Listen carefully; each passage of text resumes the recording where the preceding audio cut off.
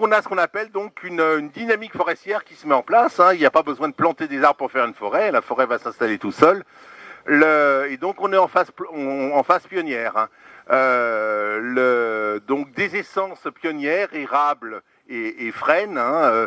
Et par contre, donc au niveau de la strate herbacée, donc une strate herbacée typiquement forestière, avec le lierre et puis surtout donc la jacinthe des bois hein, que vous connaissez bien, hein, qui est défleurie, là, qui est en fin de floraison mais qui est abondante. Ces plantes hein, qui peuplent les boisements des versants du massif de l'Yvelines, elles ont un grand intérêt, c'est-à-dire pour les riverains, c'est-à-dire qu'elles tiennent les sables.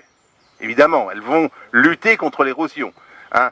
D'une part, les différentes strates, hein, strates arborées et strates herbacées, hein, vont jouer un rôle. Les arbres vont tenir les sables en profondeur avec leurs racines, mais également donc les herbacées jouent un rôle aussi très important pour les tenir en surface.